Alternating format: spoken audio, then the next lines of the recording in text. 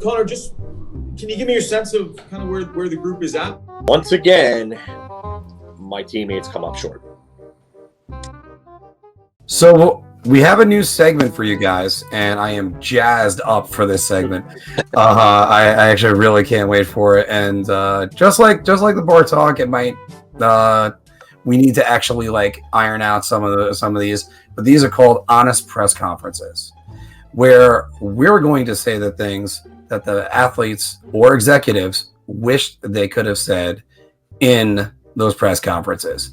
And we're going to start with an opening statement from each player or person.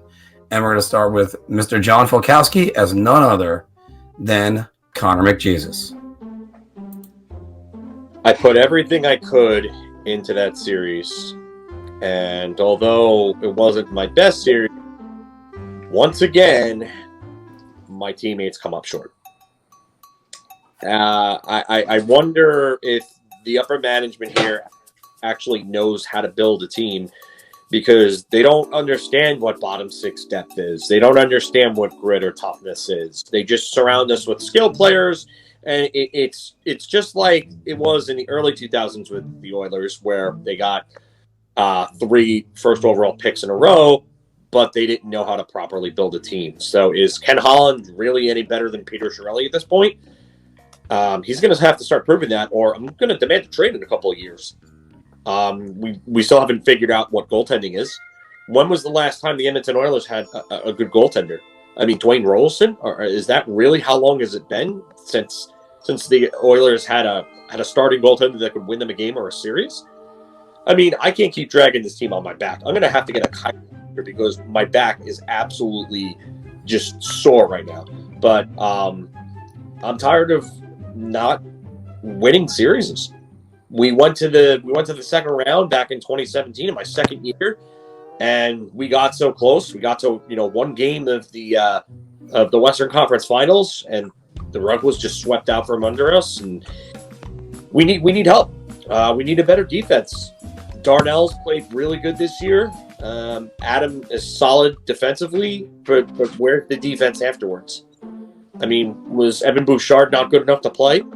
Philip Broberg has to come over. I mean, we need some talent, but again, those guys are puck movers. Where are our two-way defenders? Why is Chris Russell still playing? I mean, it's just too much. We need something here to help me and Leon out. Me and Leon cannot keep dragging this team on our backs and doing it and being the force behind this team. So Ken Holland's got to make moves sooner or later, because honestly, I'm getting tired of it. I'm not going to waste away my career, especially if a team is not going to make any effort to put in moves to make this team a better team to get towards that Stanley Cup goal. So if they're not going to do it, I'm going to give them an ultimatum. You got 2 years to get your shit together. Let's go. Clock is ticking. Mr. McDavid. Yes. Can you actually put into words again how frustrating it is that the 3 panelists of ATR all have one less playoff series victory than you? Yeah, it's a little ridiculous that a bunch of guys talking about me on the internet can actually say that they have only one less series win than I do, which is amazing, because I've already won 3 scoring trophies, 4 scoring trophies in my first 6 years, won an MVP. I'm on a trajectory to be one of the, I would say, top 5 to 10 greatest players of all time. We're already better than Sidney Crosby. I mean, I'm a human highlight reel, and what do I have to show for it? Because my team's front office doesn't know what goaltending is?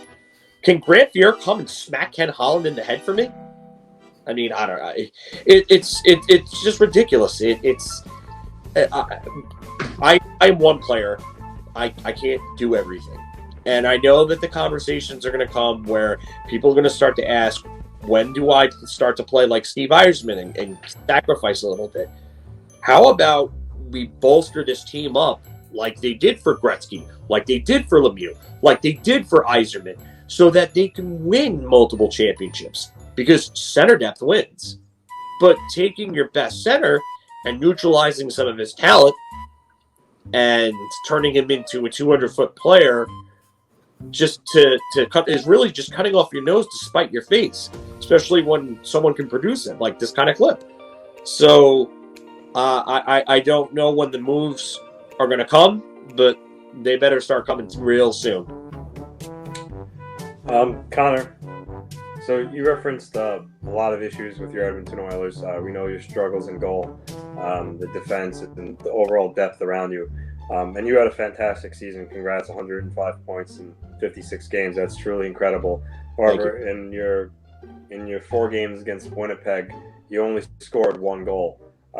So at what point do you take some onus on you for not being able to get the Oilers to the next round or even win a game, as stars like Sidney Crosby have won Conn Smythes and propelled their team to the next level in the playoffs when it really matters? I mean, while that's a good point, you want to take a look at the comparison between the two teams. I think Sidney Crosby's 2016 and 2017 Pittsburgh Penguins would absolutely run roughshod on the 2021 Edmonton Oilers. And, I mean, take a look at the sporting casts. I mean, we had Milan Lucic here for a bit. Milan, like a past prime, like going downhill, Milan Lucic. I mean, Leon's one of the best players in the league, but, I mean, Ryan Nugent-Hopkins is a good player, but where is it after that? I mean, the jury's still out on Yamamoto. I mean, we think that he could be a really good player. But where's the offensive talent after that? Jesse Pullock, I mean, yes, he's played a good – he had a good season. We'll give him that. He's rebounded. He's come back, and he's fit all right. But, you know, when you have someone like Zach Kassian playing in your top 6, you know, what exactly are you going to win? So, I mean, and again, I've talked about the defense. I mean, Darnell and Adam can only do so much. You have Ethan Bear. We tried to turn Slater Cuckoo into a top 4 defenseman. I mean, Slater's played all right, but he's not somebody that should be playing like close to top 4 minutes. Russell is a borderline NHLer. I mean, we need help in other places. And hockey's a team sport. Like I've said, I'm only one man. I can only do so much. I can score as many points as possible. I finished a point per game in this series, and we still lost, despite the fact that, admittedly, I had trouble in Game 1 and Game 2. So what does that tell you about the rest of the team when I would say about 65 to 70% of the offense is coming from me and Leon? Thank you very much, Connor, and we look forward to talking to you in training camp. All right. Our next one up is Mr. Anthony Larocco as Semyon Varlamov. So during the second period of the last regular season game, I felt a tweak in my lower body. Came out of the game precautionary. Figured, last game of the season, playoffs coming up, didn't want to risk anything. So Ilya came in goal. That week, I worked in practice. Cooked a couple of days off where I didn't skate to let it rest. Come game 1, I felt okay, but I wanted to make sure I was, totally 100% to go. So he started game 1 and he played really well. I know a lot of fans probably, here wanted Ilya back in goal for game 2 and not me. But thankfully, coach believes in me, and I went back in and. I know in game 2 I let up a really bad goal. There's really no excuses for it, but I hadn't seen action in a while, so nothing can really mimic a game, not even practices. So that's my bad. I just missed it, but I felt after that I got back to my game. My team only scored 1 goal. My teammates would have actually found a way to put the puck in the net. We're winning that game too, but unfortunately I didn't. I did my best, and I thought I was really on the top of my game as the game went on. Game 3, I know a lot of fans have criticized me, said I let in a couple of soft goals. But let's face it, sometimes it's easier for them to say on the couch that you should have stopped it, where I'm in the net. I have bodies in front of me and I can't see, or I'm screened. It's a little harder. So Yeah, sure, I would have liked to stop some of those, but I didn't. And I know my teammates did score this time for me, and I know I kind of let them down with letting the Penguins back in the game. But at the same time, I felt they were a little loose around me. I think they could have been better defensively, and maybe that stuff wouldn't have happened. And then I found myself on the bench, for Game 4, and I'm not happy about it. I'm mad about it. I was one of practically the team's MVP during the regular season. I had 7 shutouts. I'm going to be a Vezina candidate, and my coach gave me the yank, and I don't think it's right. I think he should have given me another opportunity as I was coming back from an injury, and I wouldn't have had a game like that again. But at the same time, I'm happy for Ilya. We've known each other for quite some time. He's a great young goalie. He's got a good future in this league. And I'm also a realist. I knew when I signed here, he was in the organization. They had asked me about Ilya and what I thought of him, and so I kind of knew me coming in here was probably a lure to help him get here. So again, I'm happy for him. He's my friend, but it sucks that it seems like I'm losing my job when I think I should have got another chance to go back out there. But hey, during this offseason, they're gonna have to make a decision. I know they're gonna have to give him a new contract. I still want to be a starter, so I won't be happy if I'm a backup again, or I lose my job to him. But we'll cross that bridge when it gets there. So, Semyon, what have you said to Ilya in terms of giving him advice in this whole thing, and how is your relationship with him in terms of talking off the ice and talking about things and maybe analyzing shooters and whatnot? And then for the second part of what I'd want to ask you is, like you talked about, that there might be a decision looming soon. What is your views on that? And maybe would there be a certain destination that you would maybe like to go to, or maybe teams that you have in mind, or because the expansion draft is also looming as well? Well, first question, like I said, I've known Ilya for a long time. A couple of summers ago when I was in Colorado, he actually he came to the United States. He bypassed the Islanders prospect camp at that time because he didn't want to play for Gar Snow. But I went fishing with him in Colorado. It was one of his first times in the U.S. He's a great guy. He's a great goaltender. Once I knew he was coming over to the NHL, just told him, be prepared to adjust the angles. The ice is bigger in the KHL, so he's going to have to really try to work on that. Puck comes at you from different ways. You see different viewpoints on the ice. The KHL tends to be not as much traffic in front. The NHL, it's really have to work on looking through the traffic and keeping your eye on the puck. So I helped him out there, and just helped him ease his transition. When he came over in the bubble last year, he really put his nose to the grindstone and he's taking English classes. But I helped him get comfortable with the language. As a buddy around him, make him feel comfortable. Someone that speaks his native tongue. So I told him kind of what to expect. I had the utmost confidence that once he got comfortable, he was going to be great. He's highly touted for a reason, and don't get me wrong, I'm really happy for his success, and I hope here he can lead us to the second round here. As far as what happens with myself, I know that the Islanders are going to invest in him heavily this offseason. They're not going to want to pay 2 guys as their starter, but I have a no trade clause, and so really for me, I really don't have interest in going to Seattle, an expansion team. Me personally, I would love to stay on Long Island. It's a great place to live, and I have this NTC as a reason. I don't want to be shipped off to a bad team, so I'll definitely kind of put my foot down in some places. As for where I want to play, I know Edmonton needs a goalie, but I really don't want to live and play in Edmonton. It's not the best area in terms of summer, always cold weather. I spend my off season in Texas, so I would love to play for the Stars if that was in the cards. But I just if they decide they want to go in another direction, I'm going to make sure I put my foot down and veto any trade where I think it's less desirable for me. Semyon, I have a question. Can you just let us know your thoughts, because you didn't have a good start to game 2 or game 3. Just what was the thought that went through your head first on the goal in game 2 and then the goal that opened game 3? Well, like I said, it's been a while since I've had actual game action, so nothing, in practice.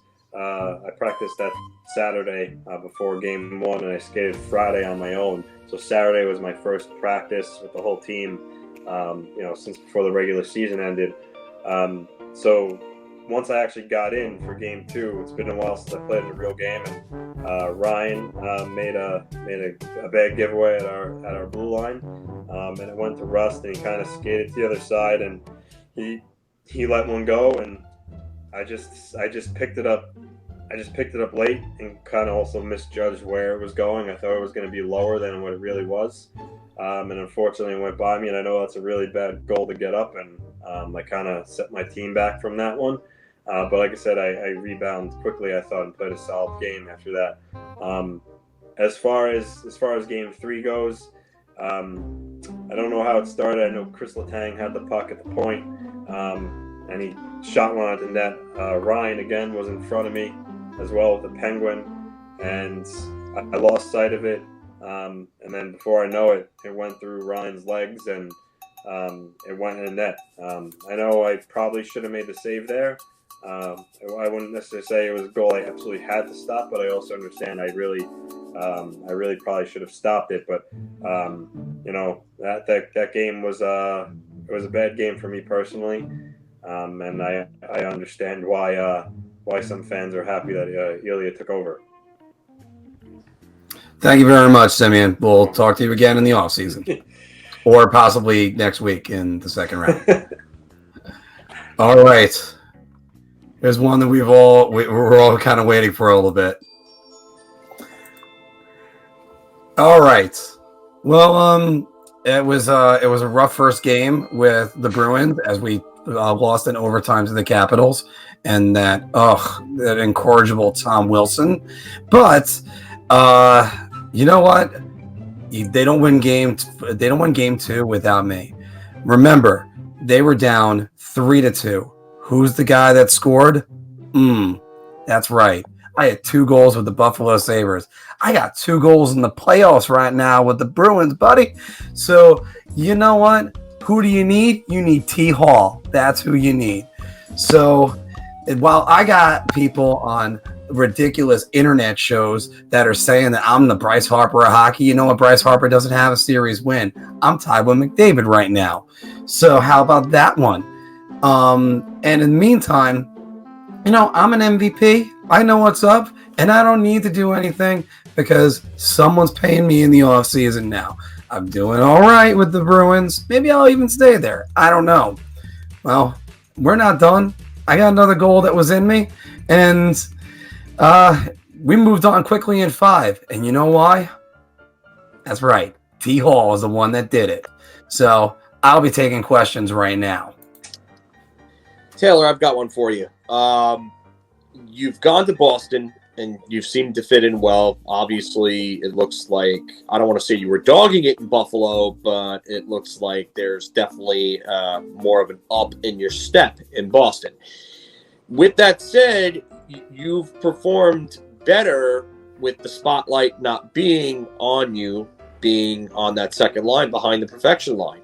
So whether you stay in Boston or you go someplace, would that be something that you would be looking for in a new potential suitor, being behind, maybe a couple of star players to help ease you in?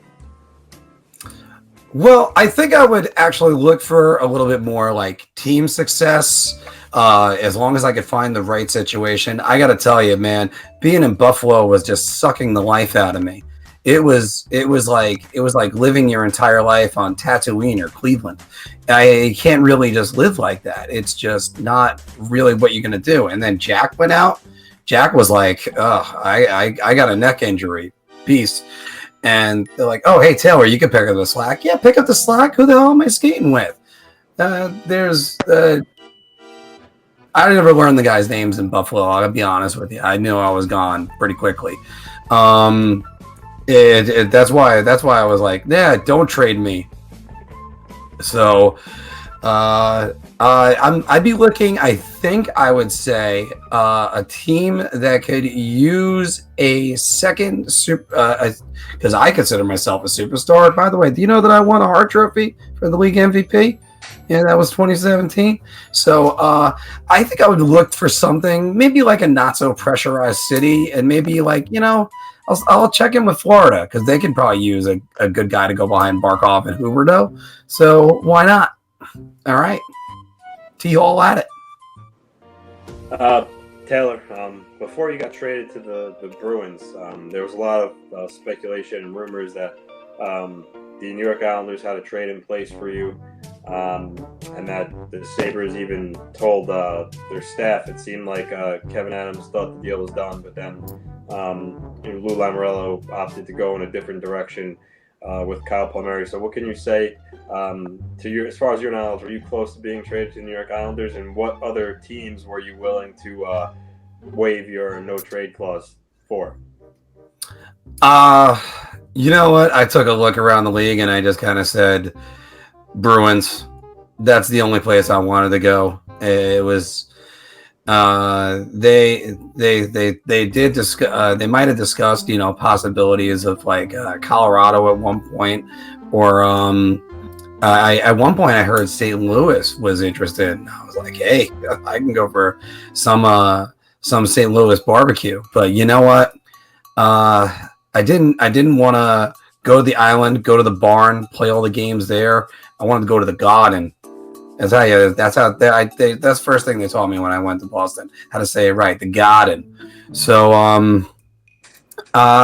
it was no offense, no dig at the Islanders or their fans, especially Mr. Anthony Larco. But I was told he actually bought the Taylor Hall jersey. I'll reimburse him the $30 from the Chinese website that he got it from. But it's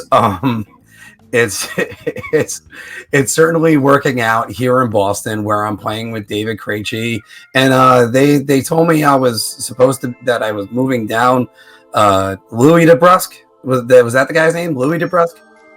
Oh no, it doesn't really matter. He's not T Hall, so it's all good. All right, so that's just all I could think about with that one. Not bad. Okay. Yeah, somebody has to get me out of there.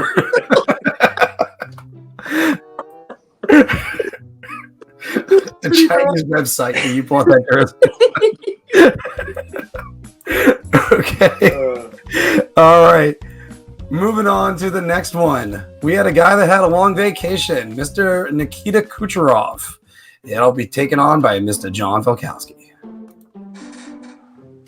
Well, sometime you have injury and you get hurt and you come out and you want to play. Well, no, I'm not going to do this impression. No, but sometimes you get hurt and the team is in a situation and I helped them out. I'm going to be honest with you. I helped them out, and I knew I was going to be out for a while. I figured, hey, I'm going to be out for probably a big portion of the season. They told me probably about, I would say, 75% of the season I was going to be out for. So why not help the team out and, come back in the playoffs when I can help them out and win? So took advantage of a loophole that was in the CBA because apparently, salary cap doesn't really exist in the playoffs. And I came back in the playoffs. I'm going to help my team win another Stanley Cup. There's nothing against it. If they want to fix that in the next CBA, I would assume they probably will. But nothing against it right now. So, if you're not cheating, you're not trying. And I'm going to help my team out in any possible way that I can. And tell you right now, the hit feels good. I'm scoring goals. I'm putting up points. Fit right back in with Braden Point and Andre Palat, giving us that that lethal top six and that lethal power play again. And we're going to go ahead and we're going to win another Stanley Cup. We got a cup to defend. Victor looks like he's battling something, but we're going to help him out. We're going to try to make his life a little easier. Florida's definitely been a little more of a challenge than we thought they were going to be. But, we're going to end that series next game, and we're going to move on. We're going to have a little rest. Hopefully Victor heals up a little bit. Then we're going to go out. We're going to score some more goals. We're going to light it up on the power play again. I mean, me and Stammer are just going to do those dual one-timers from the off-wing sides. Victor hopefully will dish us the puck. Braden is going to just be playoff Braden, because we all know what playoff Braden Point is like. That he's pretty much like God mode. So, we're going to go out. We're going to win another cup. And anybody who wants to stop us can go ahead and do so. And everybody else on the internet and on Twitter or whatever, and they want to cry about it, they can cry about it. Here, I'll give you a box of Kleenex, and so you all can cry about it, because we're not doing anything wrong. I sat out a season. I sat out an entire season when I probably could have came back early, and I would have helped this team win more games and would have had better positioning. So this way I could face a lesser team. But what did we do? We faced a better team, because I sat out the entire season. I missed a year of my career that I could have been putting towards possibly Hall of Fame numbers. But you know what? Sometimes you got to sacrifice for the team. And if nobody's going to make that sacrifice, you know what? I will. I'll help out. I'll be a team player. I'll be a leader, and I'll help out. So this way, in the end, we can win another cup, have another parade in Tampa and Clearwater, take the cup out on the beach, party with some babes, some beer, and whatnot, and have a good time, because we're not Tampa Bay right now. We're Champa Bay. Anthony. So Nikita, how early were you ready to play? Because we all know that your timeline wasn't to come back exactly at the playoffs. When were you able to come back? Probably would have said sometime in March. I started feeling good enough to where I felt like I probably could have, gotten back out there. It might have been some trepidations coming back in March, but I was technically cleared around then for skating and everything, and I would have been on the ice. Probably would have been there a little, probably would have been fully back at 100% sometime towards like the middle end of March, I would say. But I could have been out there, could have helped out. But you know what? Decided to play it safe, decided to help the team out. Like I said, you're not cheating, you're not trying. Like Bobby Clark once coined that phrase years ago. So, did what we could. And honestly, I think we're looking better off for it. Nikita, I have a question over here. So you played great in this first round so far against the Florida Panthers. That is still going on. Game 6 will be tomorrow night, and I was surprised you didn't treat this like preseason games. But I do have to ask this question though. In Game 4, when you got tapped by Anthony Duclair and you fell to the ice, and you looked like you might have been crying a little bit. Were you crying, and was it real? No, wasn't crying. Definitely got a tap. Definitely felt a little bit there. But gotta sell a little bit sometimes. Like I said, if you're not cheating, you're not trying. So if they're gonna play chippy, and they're gonna do little things away from the puck like that in scrums. I'm gonna try to get a goal. I'm gonna try to get us on that power play. Our power play, we think, is the best in the league. Carolina, they could take a seat. Washington, they could take a seat. Colorado, whatever. Take a seat, pal. Watch us do our thing. We've got the best setup there is. We've got 2 lethal one-timers on each side. We've got a monster at the point. We've also got some guy named Point that keeps putting up points. A lot of points to go around there, don't you think? But we've got everything. So I'm gonna put us on the power play for again. Whether it's drawing a penalty like that, or whether it's drawing a penalty by dangling through somebody and getting taken down while trying to take a shot. I'm putting us on the power play, and I'm giving us every chance that we can to win. Nikita, thank you very much for joining us. You're welcome. All right. I pray to God this press conference goes well. But Anthony LaRocco is John Tavares. So I just want to state I got discharged from the hospital the day after that event that you all saw on TV. Unfortunately, I suffered a concussion and then a minor knee injury that will keep me out at least 2 weeks. But I know my teammate Nick Foligno fought Corey Terry afterwards. He understood it was accidental. He just did it out of respect, being that I was the captain laying on the ice like that. Corey texted me after the game, made sure I was okay. It's unfortunate. I'm disappointed. I'm not going to be able to be out on the ice with my teammates in this series against Montreal. I'm not sure what my timetable for return is, but you know what? Sometimes I sit there and think to myself, I wouldn't have been laying in a hospital bed if I didn't leave the New York Islanders and sign with the Maple Leafs. I wouldn't have been there. It would have never happened. But that's in the past. It is what it is, and I'm out of commission now. Some say that I kind of got what I deserved. I think that's a little too far. It was an ugly play. It was serious injury for myself, but thankfully my scans came back clear. There's no damage to my spine or neck, and it's just a concussion and the knee injury. So I hope to be back out on the ice soon, and my Leafs could go pretty far and I can join them on the ice again. Phil. Well, John, I know that's the first concussion of your career, and as we've seen in the past with other NHL superstars such as Eric Lindros, Pat LaFontaine, Mike Richter, and so on, one concussion can lead to many. So going forward, is your play going to be changed by this, or do you have any trepidation in terms of possibly getting that next concussion, and how could that possibly affect your play going forward?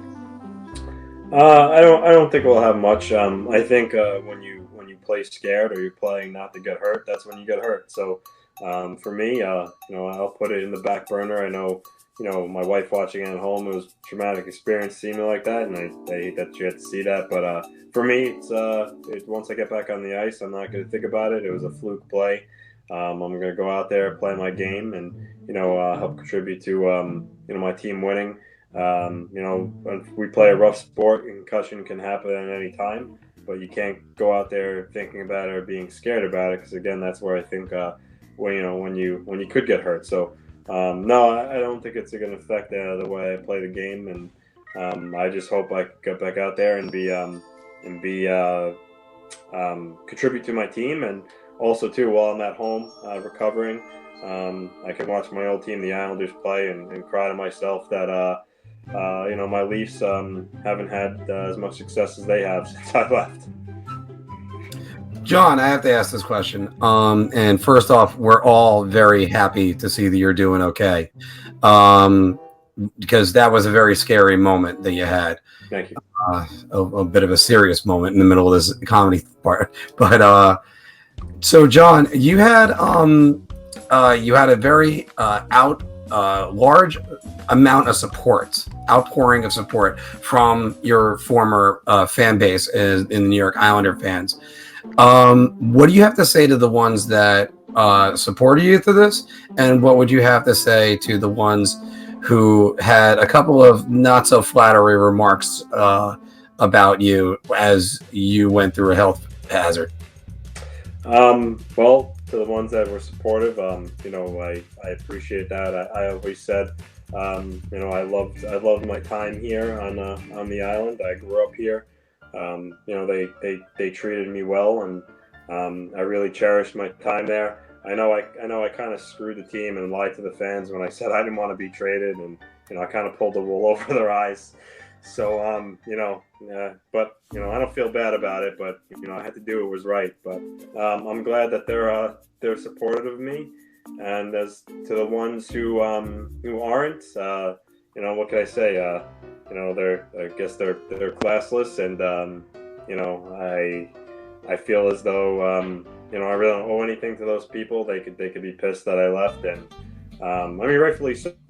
I pulled a scumbag move, but let's just be honest here. For the people who were happy I was hurt, to those people I have no time for. They're not good people, and Again, thankfully, I am okay. I'm just going to hang on to the people who are supportive of me and appreciate that. I'm not really going to spend too much time worrying about the people who, wish me harm.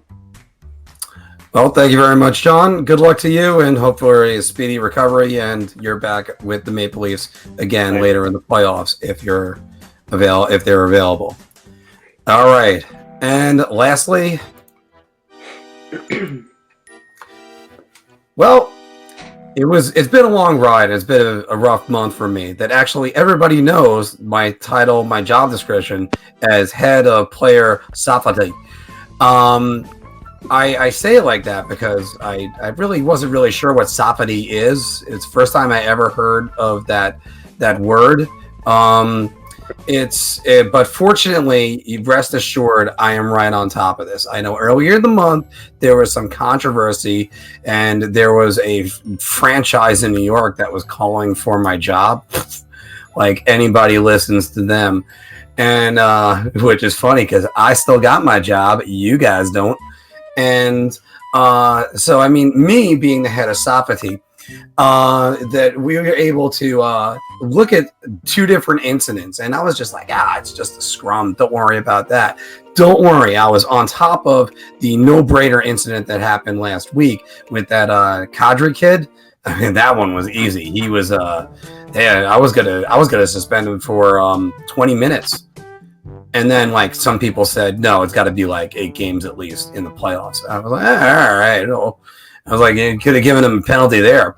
But fortunately, being the head of Safety, is that the way you pronounce it? Safety? It's safety? It's safety? I didn't know that. So, fortunately, the poster boy for me is Tom Wilson. I mean, if anybody in the league you should replicate, it's Tom Wilson's play. Sure, Nazem Kadri just hit Justin Falk, who's a nobody. But I mean, Tom Wilson just body slammed one of the superstars of the NHL, who was nominated for the MVP last year. I mean, really, they don't need to protect that guy. Should have been in the scrum in the first place. Am I right? I know a thing about the scrums and penalty minutes. So, yeah, and let's be honest, my favorite player is Tom Wilson anyway. So I don't want to suspend him. So, all right. I will now field some questions from the crowd. George, there's been a lot of criticism toward you, and it is, in fact, safety, by the way. Just had to point that out. It is? Yeah, it's safety, not safety. I put the emphasis on the wrong syllable. Yeah, so, yeah, it's syllable, by the way. Sorry. No, that too. Okay. There's been a lot of gripe from fans all over the NHL about your inconsistencies in terms of rulings. So you talk about repeat offenders, and in this case, yes, Nazem Kadri is a repeat offender and deserves to be suspended for what he did. But Tom Wilson has actually been suspended more times than Nazem Kadri and has actually accumulated more in fines from your Department of Player Safety than Nazem Kadri has. So why is Tom Wilson not being punished to the extent that Nazem Kadri is, considering that Tom Wilson has a mile-long rap sheet? Well, I guess I could say that I've had some injuries over my course of my career, and that might make me forget things about what's going on, but I don't give a shit. That's really what it is. I mean, as long as I can't remember what the last incident is, it doesn't really matter. And you know what? People don't care. I mean, they're going to want to see more fights anyway. That's exactly what draws people to the NHL. It's only the fights, nothing else. I mean, I watch NASCAR for the car crashes anyway. And so when you see like 100 penalty minutes in the first period of a hockey game late in the season, that is between a marquee franchise of the NHL, it's not a problem. It's actually a drawing point. It's going to draw in more viewers to us. So that's what really matters. But at least I was able to stick it to such horrible, dirty players as Nazem Kadri, Sam Bennett, Archibald. I mean, I don't know what his name is. They showed me the hit, and I was like, yeah, sir, suspend him 1 game. George, some people often say, like, how did you not see the fact that Tom Wilson grabbed Tommy Panarin by the back of the hair and then forcibly threw him down to the ice, almost landing directly on his tail, helmetless, which if that would have happened, that could have been a real tragedy. So despite all that, how do you not even suspend Tom Wilson for one game? Grabbed his hair? Really? What a sissy. I mean, back in my day, I have almost 1,000 penalty minutes in the NHL. And people used to grab my mustache, my very luscious mustache, which you can't see right now because of magic. And it's just, I went through enough things that I don't believe we need to suspend people for doing things such as, punching a player when he's down, and when you have him pinned on the ice, when another player is on top of him too. Hell, if you want to kick him with his skate, that's all right. That's what happened back to me. I mean, I've been in a million scrums. And they always say all the time, everything stays the same as it was from 40, 50 years ago. So they used to fight all the time. Do you know that Gordie Howe hat tricks, he had 2 of them? It's also where you just go, well, you got to have more tough guys in this league. And that's kind of what I'm trying to bring back to. I mean, some of the guys are like, hey, I really would love to get a job in the NHL, but I really can't skate or shoot or have talent. And I'm like, oh, I know I can do. I can bring back fighting. All right, there we go. So that's why you said safety? Safety is the way you say it? Yeah. Oh, okay. All right. Even though my career ended with an injury, it's one of those things that, I got a soft spot for those guys, all those bruisers. But again, dirty plays like Sam Bennett, dirty players like him, got to take care of him. And at least I got that Nazem Kadri out. All right, well, thank you for your time, George. Although I hope after this you slip on a banana peel and suffer a concussion. Oh, thank you very much. Well, you too, John. So, all right. So this is our first shot of this about the honest press conferences. Some of our material, we did all this off the cuff. Some of our material was a little bit off, but we still had a good time doing this. We're going to refine this for the future. Did you like that video? Of course you did. So why not check out some more of our content? You can check the playlist right here or right here. Your ideas are intriguing to me, and I wish to subscribe to your newsletter.